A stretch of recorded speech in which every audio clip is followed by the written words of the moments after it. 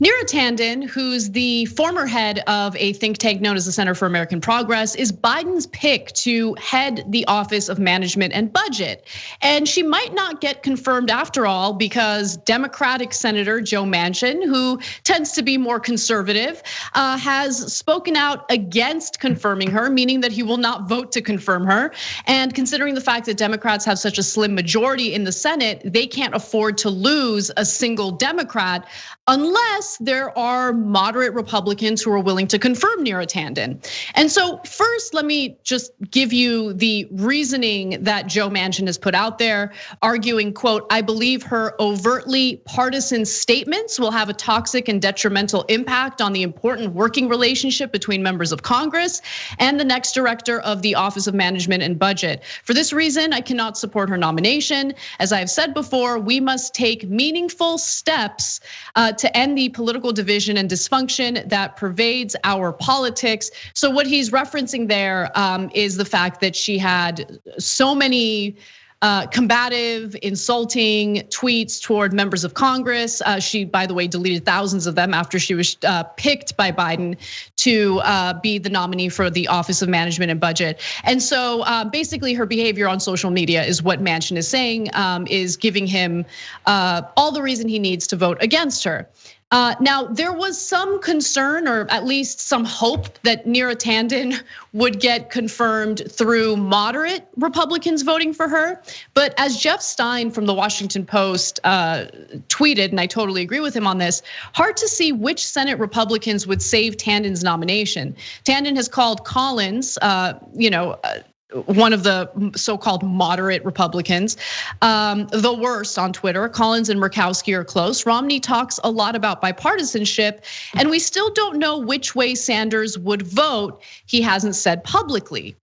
Now, we got word today that Susan Collins will not be voting to confirm Neera Tanden, nor will Senator Mitt Romney. Just a quick statement from Collins, who says that Congress has to be able to trust the OMB director to make countless decisions in an impartial manner, carrying out the letter of the law and congressional intent. Neera Tanden has neither the experience nor the temperament to lead this critical agency. Her past actions have demonstrated exactly the kind of animosity that President Biden has pledged to transcend. And then later, Romney also released a statement through a spokesperson indicating that he will not support the nomination of Neera Tanden either. And so I think this is great. I think that Neera Tanden is an awful pick for the Office of Management and Budget. And I don't agree with the reasoning that's being cited, but nonetheless, I think at the end of the day, this is overall good news. She has no business in that position. But Cenk, I know you feel differently. Yeah. So we're gonna ask you guys to adjudicate this as usual, tyt.com/polls. So let me explain why I'm saying what I'm saying. So do I think Neera Tanden is the best pick for OMB? Of course not. Would I rather have a progressive, only 100 or 1,000 or 1,000,000 times more than Neera Tanden? Do I think that she served some of the corporate interests that are deeply troubling at the Center for American Progress? Yes. In fact, some of the mean tweets that she got in trouble for were about me, and other progressives, but including me. So why on God's green earth would I support Neera Tanden? Well, I would support Neera Tanden in this, and probably only this context. So the reason is when Republicans are in charge, they run up deficits by giving trillions of dollars in tax cuts. The minute Democrats get in charge, they go, what about the deficit? You got to cut. You have to cut Social Security, you have to cut Medicare, you have to cut programs. Now that's a well-worn tactic by the Republicans. This is a second tactic that is very similar. When they're in charge, they rip the face off of Democrats. They will say the most outrageous and vile things, and I couldn't have had a better example of that than the last 4 years under Donald Trump. Then as soon as the Democrats get in charge, no, civility. Anyone who's ever criticized a Republican, eliminated. No way, we're not gonna confirm you. And then they'll get idiot corporate Democrats and liars like Joe Manchin to do their bidding for them so that they have bipartisan cover. Even Joe Manchin says we shouldn't. Neera Tanden was not nice to Republicans. Boo hoo. Are you kidding me? Is there a single fighter? Is there a single fighter in Congress? If I was there, I would say, look, Democrats, we should have an interesting caucus and discussion about whether to support Neera Tanden or not. But I'm not gonna listen to a single goddamn Republican tell me that they were offended by tweets after 4 years of kissing Donald Trump's ass and the tweets he sent. So anyone who supported Trump after she's bleeding from wherever can go shove their BS concerns about civility on Twitter. You guys are all a joke. Manchin is a further joke. He confirmed some of Trump's worst nominees, including Bill Barr. After confirming Bill Barr, you're having trouble with the Democratic nominees. Give me a break. And Richard Grenell, who was vicious to everyone on Twitter, and most certainly Democratic senators, etc. Joe Manchin was like, oh, Trump wants him. Confirmed. But now all of a sudden, that Democrats want to get something passed. He's like, oh, my, have you seen what's happening on Twitter? I can't believe Neera said something nasty on Twitter. I've never seen it before. Get the hell out of here. No, on principle, I would vote to confirm her and say, okay, next. Who do you want to complain and do BS crying over about, oh, how she was mean to you? Yes, we're on the other side. Our job is to kick your ass. If you thought she was mean to you, wait till you get a load of me. That's what I would do. So this is one of the rare cases where I don't see this as an issue involving Democrats cowering in fear over the demands of Republican lawmakers. No, that's not what's happening here. Cenk, you say this all the time. Lawmakers, I mean, Washington and their etiquette, like their obsession with decorum. This isn't about a nominee who has said insulting things in general on social media. This is about someone who has said things that have insulted specific individuals within the Senate, including, by the way, Bernie Sanders, and yes, Republican lawmakers as well. And look, their feelings are hurt. So I don't particularly care about their feelings. I think that's a dumb reason to avoid confirming someone. But at the end of the day, if the outcome is something that I think is positive, which is preventing the confirmation of someone like Neera Tanden in the Office of Management and Budget, then I'm all for it, right? I don't agree with their reasoning. I think they're pathetic to have their feelings hurt over her tweets. But Neera Tanden is the worst possible person to serve in that role. And yes, like we have some signs about who might replace her if she doesn't get confirmed. This guy named Gene Sperling, the American Prospect talks about how he's genuinely gone from being one of these, austerity guys in the Clinton administration to being a true progressive. I don't even know if I believe that. And to be quite honest with you guys, I don't even care. Because the truth is, Neera Tanden is as bad as it gets. She has all of the wrong incentives as someone who's gonna be in this incredibly important and powerful role in the Office of Management and Budget. Guys, understand what that position means, okay? The Office of Management and Budget is what Bernie Sanders called on recently in order to release analysis and data showing that increasing the federal minimum wage to $15 an hour would have an impact on the federal budget. That's an important piece of data to have in order to make the case to include the $15 an hour minimum wage hike in the upcoming coronavirus relief package, okay? You have Neera Tanden, who has been in bed with all these massive corporations. And of course, no one's citing that. Not a single senator is citing that for their reason for why they would vote against her, right? I mean, that's the reason that I would cite, because that's the actual substantive reason to be against her, other than like your poor little hurt feelings. Please, cry me a river, don't care about that. But you look at the details of who funded the Center for American Progress, who her clients were, and the specific action she took as the head of CAP to bring in the business community, lure them in. I'm gonna read you a few excerpts from Ken Silverstein's piece from The Nation. This was written in 2013, but the information is incredibly relevant. After growing rapidly in the first few years, tax records show CAP's total assets fell in 2006 for the first time from $23.6 million to $20.4 million. Assets started growing again in 2007 when CAP founded, under Neera Tanden's leadership, the Business Alliance, a membership rewards program for corporate contributors, and then exploded when Obama was elected in 2008. A confidential CAP donor pitch describes the business alliance as a channel for engagement with the corporate community that provides the opportunity to collaborate on common interests. It offers 3 membership levels with the perks to top donors, $100,000 and up, including private meetings with CAP experts and executives, roundtable discussions with, this is important, Hill and national leaders, and briefings on CAP reports relevant to your unique interests. And by the way, let me finally get to the grand finale. Who were the clients? Who has she been in bed with? Who has the Center for American Progress been in bed with?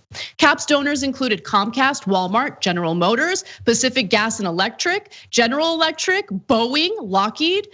Though it doesn't appear on the list, the University of Phoenix, a for-profit college, was also a donor.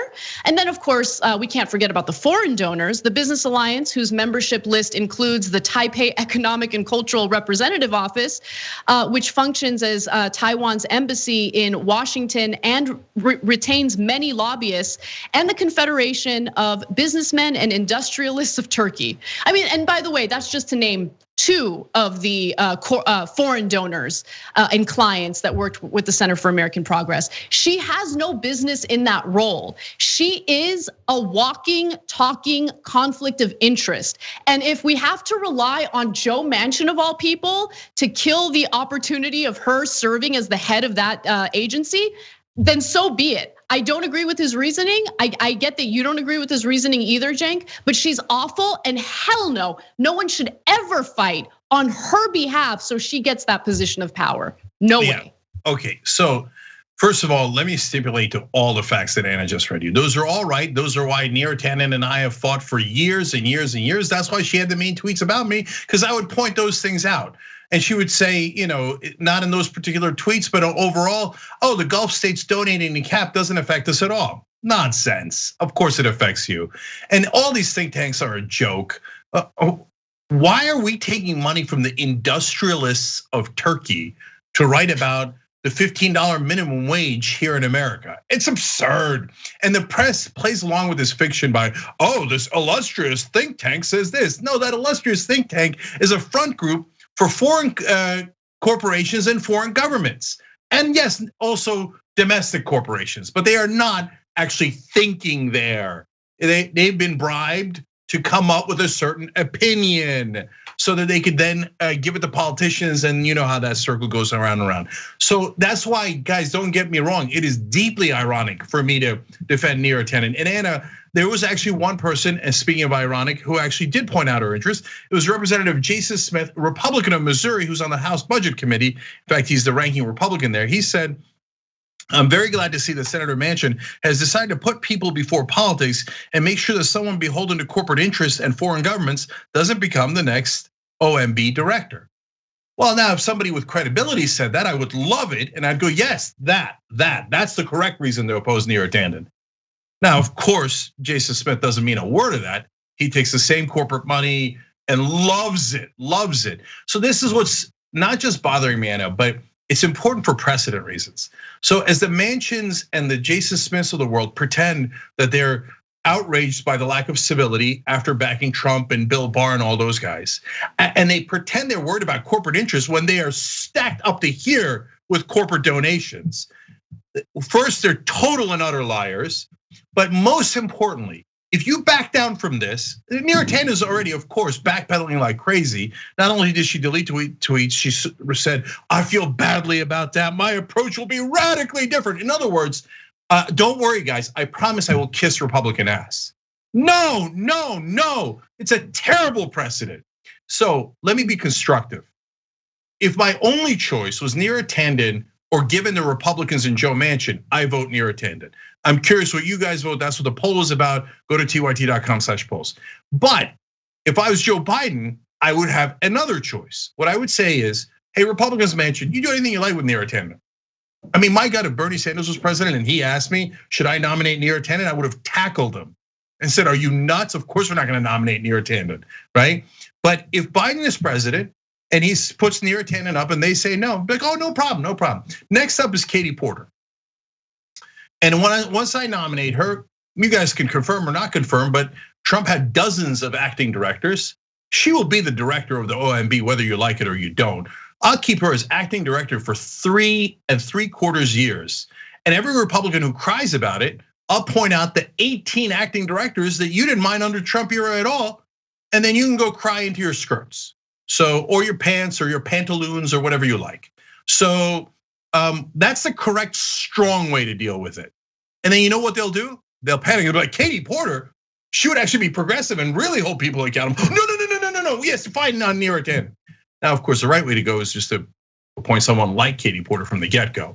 But once Biden backs down, and that's why I like that it's now, they eventually will, is my guess, right? They're not gonna have a choice. They have this choice that I outlined, but they're too soft for it, right? But once Biden backs down, that's it, it's open season.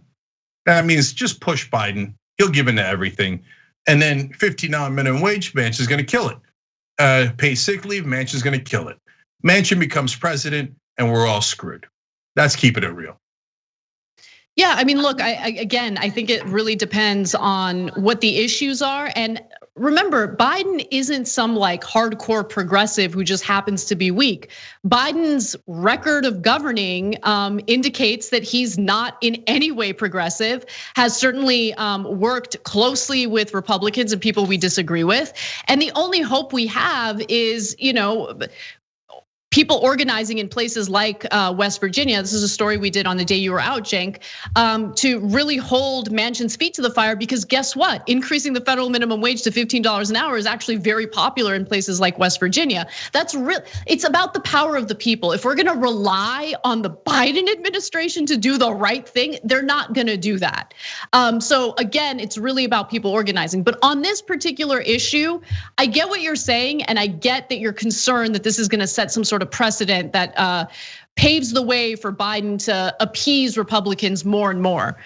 But at the end of the day, number one, even though I don't care about her tweets, I have to say it is definitely amusing and entertaining that the woman who was chosen to be the attack dog on social media on behalf of corporate Democrats, that ended up doing her in. That ended up destroying her opportunity of serving as the head of the Office of Management and Budget. Had she not served that role as the attack dog on behalf of corporate Democrats, who cares? I mean, you think that Washington cares about her corruption?